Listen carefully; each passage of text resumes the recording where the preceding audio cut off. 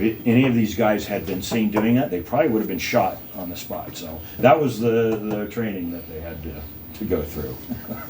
I'm afraid I've lost about 30 seconds of video, and I'm sorry about that. Can you just go back and say what you were talking about one more time?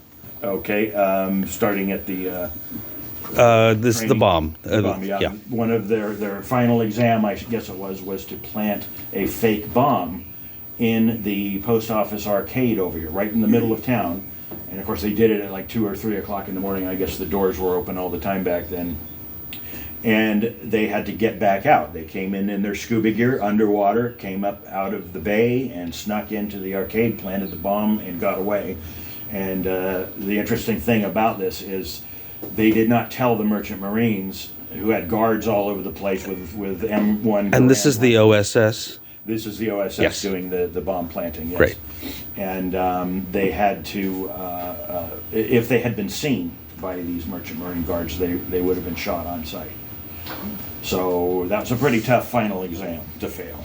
Didn't they also train Japanese prisoners of war down there? No, they had well, they weren't prisoners of war. They were the Japanese that were interned at the internment camps where they put the Japanese. Manzanar was one of them. And it was a special contingent of soldiers. I can't remember the number or the name, but they were training them, yes, to fight behind enemy lines for the obvious reason that they spoke Japanese. I don't know if they were going to do things like dress them in Japanese army uniforms. They may have. That would have been a violation of, Geneva Convention. And again, something you can be executed for on the spot. You can't dress up in the enemy's uniform and go. The Germans tried that in the Battle of the Bulge, and it didn't go well for the ones that were caught. So, but they were training them. Obviously, the Japanese language would be a huge asset to have. Right. And they actually did. They started to train some Korean soldiers. Detachment 101 was kind of the same idea, because the Japanese had attacked Korea too, and they had Korean soldiers that they were training to go back and fight the Japanese. The war ended before they were ever needed, but And they did that training here on Catalina Island. right over here at Toyon Bay, just about a mile up the coast. And let's see, I believe they started it in the fairly late 43 or 44. I think it was 44. So they weren't there that long.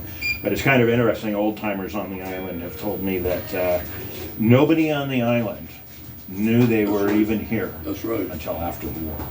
Even the other branches of the service didn't necessarily know. The Coast Guard, I believe, knew, because they would do coordinated training with the Coast Guard.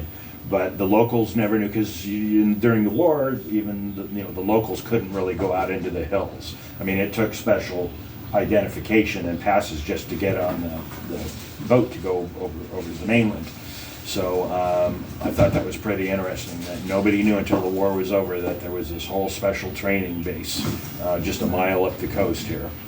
Okay, you brought up an interesting point. During World War II, probably right after Pearl Harbor until 1946, because that's the reason why folks could move in. 1 year after the war was over, we were literally isolated from the mainland. No visitors were allowed to come. No tourism. The only way was only for those in the military or those who lived here on a year-round basis, and they would have to have certain almost like passports, to be able to get to the mainland if they needed to. So travel was, completely stopped. So this idea of not knowing about Toyon would be very easy not to know about Toyon, because everybody was pretty well sequestered in Avalon with no real transportation. So it was pretty easy to find out about it. The one thing I found out was interesting is Vice President Truman went and reviewed 2 harbors when he was vice president, which made him one of 5 U.S. presidents that came to the United States, or came to Catalina. So we've had 5 different presidents, and Truman was one of those. We also had Hoover, Coolidge, Reagan, Nixon, and Truman came to Catalina, which I think is sort of interesting from a standpoint of that. And so you probably know, I know you know a lot more than I do, but I'd like to just sort of, so when will we first get the indication that Catalina was on the list of the Japanese to somehow invade or being used? Well, they kind of always figured that the Japanese were planning to do that because it would be a perfect strategic place to launch attacks of the Los Angeles area. And For the oil refineries primarily, right? yeah, or whatever. We didn't know back then. Maybe a full-on invasion of Los Angeles. Right. So one of the other little things that even a lot of people in Los Angeles don't know is that in the first few months of the war, we actually had 3 Japanese submarines patrolling the waters here around Catalina and off the California coast. And they were torpedoing ships, they were shelling ships, they were sinking ships. And again, it's another one of those things that was so secret that a lot of residents of Los Angeles in those days didn't even know that was happening until well after the war. We didn't want the Japanese, we didn't want to let them know they were having these successes. So there was the SS Soroka was torpedoed about a mile off of San Pedro. They managed to get it back into the port of San Pedro. Unbelievably, nobody knew that it happened. It didn't make the newspaper or anything. The SS Idaho was shelled off the coast of Central California. The SS Montebello was sunk off the coast of Monterey. So there was a lot of this activity going on. And then the one that most people do know, or a lot of old timers do know, was the shelling of the Elwood oil facility, I think it was called, up near Santa Barbara. And that was the only actual, successful attack on the mainland. In fact, it's one of the first, I guess, in American history of an actual attack where a Japanese submarine surfaced and they just lobbed a few shells at this oil facility, mostly storage facility. It wasn't a refinery or anything, and did a little bit of damage, but then they slipped under the waves and left again. By the way, that was the basis of the movie 1941. If you ever saw that with John Belushi, it was, I think it came out around 35 years ago. Of course, it was a comedy, and they showed the torpedo hitting a Ferris wheel and knocking it over, but it was based on fact that the people woke up the next morning and there were some, I guess some torpedoes or something up there. I always had the feeling, and I'm probably wrong, they were so frustrated not being able to get into San Pedro, Long Beach, Richmond, Northern California, where the real refineries were, because we had submarine nets, which I want us to talk about. Yeah. So it seemed to me, out of frustration, Yeah. they had to report to the Imperial Navy, we at least torpedoed something. I read that was a grudge. The guy was a Japanese soldier aboard a ship, and the guy did a lot of racial slurs and so forth. And then during the war, he got to be a captain. And he did his payback for all those things. I read the same thing. He was walking through the cactus up there. This is before the war. He slipped and fell right into some cactus. And a bunch of Americans standing by just howled with laughter, and that was his revenge, was to come back. So I think he kind of did that on his own. I read that somewhere too. That's interesting. The nets that Chuck just talked about are pretty interesting. Okay, can I go back and tell the history? Sure. Well, Yeah. I mean, I want It's your show. No, well, okay. But this is what okay. The more history I know that Jim and I learned, the more I believe we really are a mysterious island. Because things have happened that don't make any sense. In other words, statistically, this happening is literally impossible. So, when they were building the Golden Gate Bridge and the Bay Bridge up in, the Northern California, these are suspension bridges. So they had a lot of cable left over. So, right after they built the bridges, they had all this cable and looking for somebody to get it, who wants all this cable. Well, it turned out to be a man who worked for the Port of Los Angeles that said, we'll take it, for no particular reason. It was before even the war in Europe. I mean, there was no war at this time. I'll take the cable. So the first thing we realized is we had to protect the ports.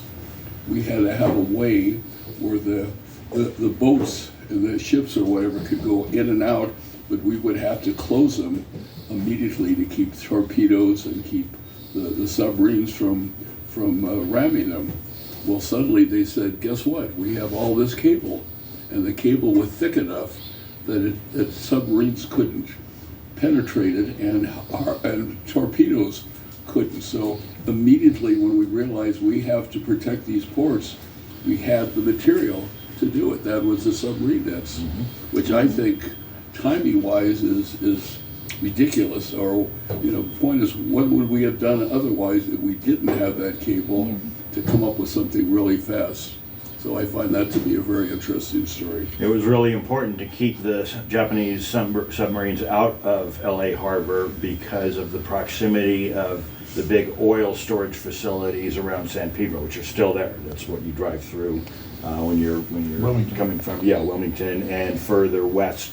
Then the big one, they dress up like a pumpkin every year. Yeah, there was a lot of fuel and oil stored there, and presumably the Japanese knew about it. And to let them into the harbor would have put them within artillery range. Well, that fuel in there was vital to the Battle of Britain. That's some of the fuel, anyway, that we were sending across the Atlantic to fight the Battle of Britain.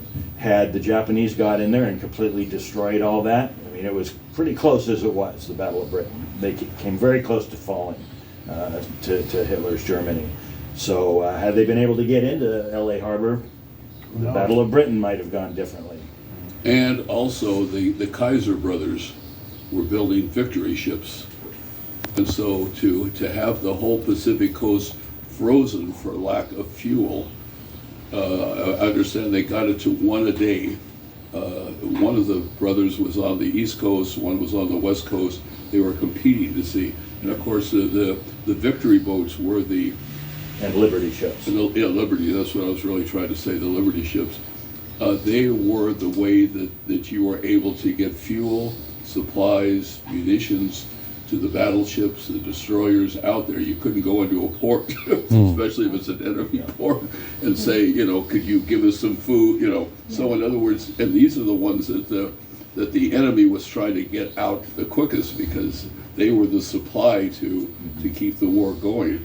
So to have the fuel stop on the West Coast, I contend that if they had succeeded, the war would have been over in probably a month or so, because if there was no fuel to keep the Pacific coast open, we basically would have lost. I mean, I can't imagine how we could have continued without any fuel because of the fact that we needed it so much, not only for domestic traffic, but for all the projects that we were doing here. So I'm just saying, I think we did a pretty remarkable job of, but the point is we get no credit for it, because in order to get credit, you had to have won the battle of, or the war of. We kept it from happening. So we get no credit, but there is this book that I would highly recommend that Bill White put out, Santa Catalina Island Goes to War. Now, You can see the logo of the OSS right there. and then you see the troops marching on the back. Now, the thing that I found interesting, which is exactly what Jim was talking about, that with these ships being torpedoed, or these, Bill White told me a very interesting story, and I think he told it to you too. He was in a plane flying to the mainland, and the pilot said, "Look down underneath." And he looked down and he saw one of those. Is this a plane from Catalina to the mainland? Yeah. Yeah. Okay. It was down in Hamilton Cove. Oh, wow. Is where the seaplanes. But anyway, he was flying to the mainland. He was in the military, but not here, but he was in the military. So they flew over, and the pilot said, "Ladies and gentlemen," or however he said it, "look straight down. You'll see one of the freighters, or one of the supply boats being torpedoed." But he said, "You can say nothing about it." In other words, you see it, but you didn't see it. In other words, you did not see what you're seeing right now. Wow. That was the SS Absaroka. His father, Bill White's father, was the mayor of Avalon at that time, and before Bill got shipped overseas in the Navy, his dad got special permission from the Navy for him to fly out to the island to see him one more time. And that was when he was coming out to the island. That was Walter Seiler was the pilot, by the way. That's right. It's an interesting history. So, right. So again, now we have these submarine nets. The first thought that we had, I think, was the fact that the Air Force was going to come over. In other words, the Japanese Air Force, before it turned out that they came into these 3 submarines. So we were building an airport at that time, the airport that's there now. So the first thing they did was to stop all building of the airport and to put every bit of machinery, anything they could on the landing strip. So if the Japanese wanted to land here, they couldn't land at the airport. So it's the same airport we have now. But then they came up with 2 other things. They had Camp Cactus, and then they also had what we call the bunkers. Okay, now I have to tell this story because I find it, and you'll see a picture of it in the book, so you may want to, in fact, it's open to it right there. Armida, yeah, there it is. Okay, so when Bill White was writing the book, and that's, by the way, that's my father's Woody in there, and then that's my father standing up taking a picture over on the far right, and I'm asleep in the seat, so I'm in the picture, but you can't see me. Oh. So they thought that there was going to be the Air Force coming over. Well, we had something that the British had developed, which the Japanese didn't know about, a thing called radar. And you'll see the pictures there in these pictures. So at Camp Cactus, they had the radar, and then they would then communicate to the bunkers that the Air Force is coming. And if you go there to the bunkers, and I'd love to take people there, they still have the foundations of where the guns were aiming. They were aiming in 4 different directions, or 5, I think it was 4 different directions. They were not movable, because if they were, they would be killing each of the other guys. So in other words, they were all aiming at one particular direction. So they would communicate with them and said they're coming, and so before the Japanese even knew that we could know that they were on the way, we were ready to take them out. Well, Bill White, when he was writing this book, he told me, he was a city council member at the time. He said, "Chuck," he said, "I am so upset." And I said, "What's the matter, Bill?" He said, "There's one picture I have to have in my book that you'll never be able to see, because this was so hush-hush. Nobody could take pictures of it that were stationed at Camp Cactus, or could they even mention it. All their letters, everything was all being censored." So Bill said, "There is no pictures of the radar installation." I said, "Oh, good." I said, "What are you doing tomorrow for lunch?" He said, "Nothing." I said, "Come on over." So I pulled out these pictures. Our family got together in 1950 and took a trip to Camp Cactus.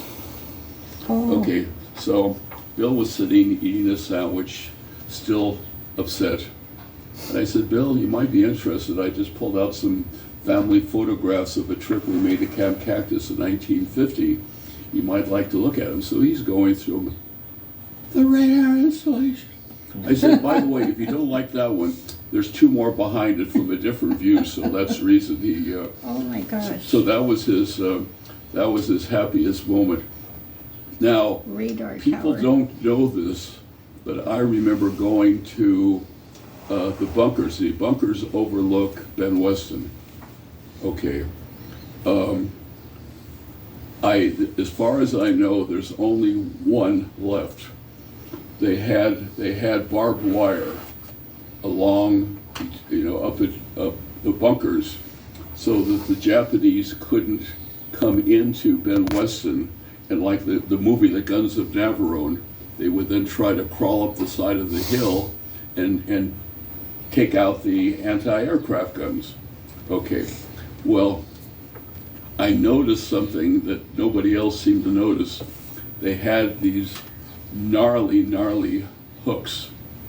They look like, very thick wire that have been cut, but they have points on them. So if the Japanese have tried to get up there, there's only one left. They took them out because people go down there now with their, surfing, but there's only one left. And so I show people it. This would impale the Japanese. If they thought that they could get up there, they would be greeted by not only the barbed wire, but these gnarly hooked that they couldn't get past that. But again, because they didn't come over by the Air Force, they came by the Navy, all of this turned out to be superfluous, but at least that's what came out of our involvement in World War II. I'm going to So- stop